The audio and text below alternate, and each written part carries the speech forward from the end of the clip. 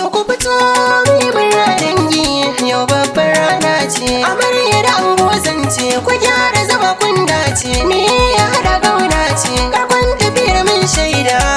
Wannan kun jure, kun tara masoya dangi duka maki kun kore. A yau kuka hauni zaniga, kwa babban zaure. Amira, Amira, Amira kin shiga lalle.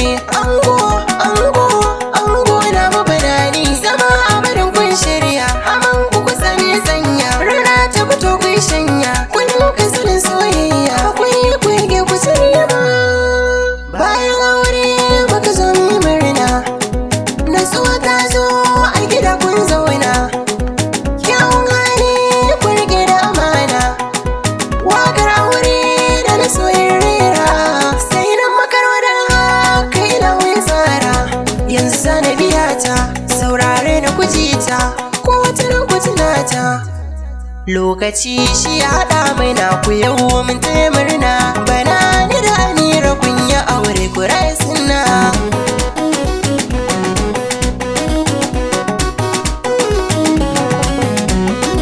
Lokaci shi ya haɗa mu gashi yau mun taya murna.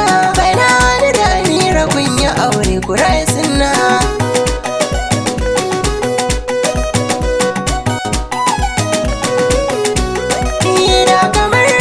So na yi ta ranar kwasari, to amma wani hannun garan bana ya zama kairi. Hakuri ku yin karuwa ta zo zama ku kari. To ashe komai da lokaci yanzu ya nuna.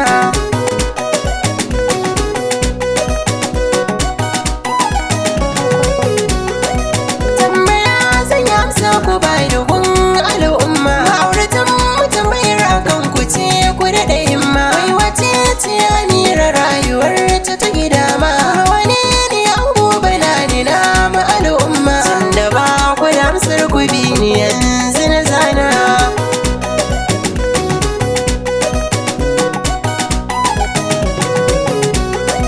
Wanda ya kai bai ba wa kansa ko da kaɗan ne. To amma ita Amira ana yaban ta gari ne. Tarraken hali da zuciya komai na ta daban ne. Aka yasa nake yaban ta gimbiya ya kuka auna.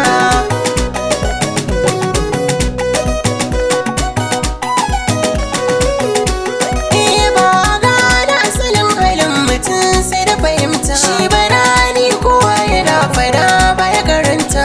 Yayin zama da duka wanda Allah ya nufata. Yayi daban kuma a yanzu na gine tare ku zauna.